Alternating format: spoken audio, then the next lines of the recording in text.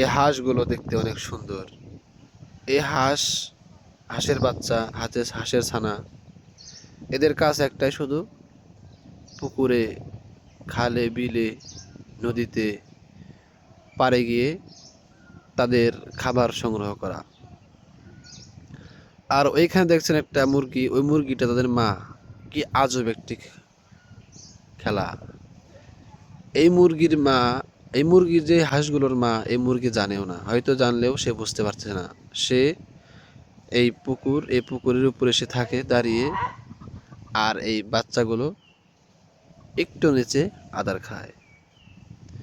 এটাই হচ্ছে মা আর বাচ্চাদের ভালোবাসা।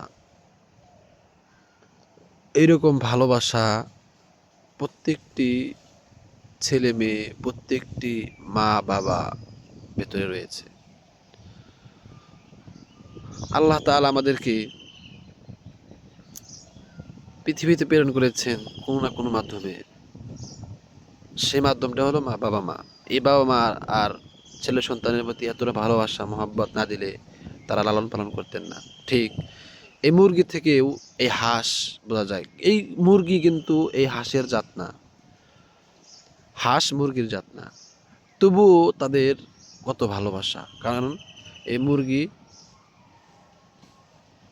এই হাঁসগুলোকে দিয়ে ফুটিয়েছে, ডিম থেকে বের করার জন্য চেষ্টা করেছে, অবশেষে সাকসেস হয়েছে। যার কারণে এই মুরগিটা হাঁস থেকে ছাড়তে পারে না, কারণ তার ভালোবাসা।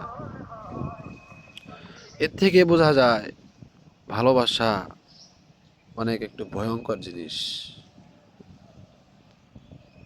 ভালোবাসা না থাকলে দুনিয়া টিকে থাকে না।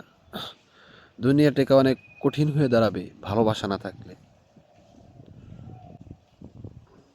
এই মুরগি, এই হাঁসগুলোর মা বিশ্বাস করতে অনেক কষ্ট হচ্ছে, এটাই বাস্তব। এই মুরগি সারাক্ষণ এখানে বসে থাকে,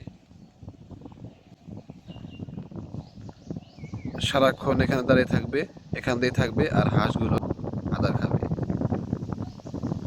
হাঁসের ছানাগুলো অনেক কিউট, সুন্দর, দেখলেই মন জড়িয়ে যায়।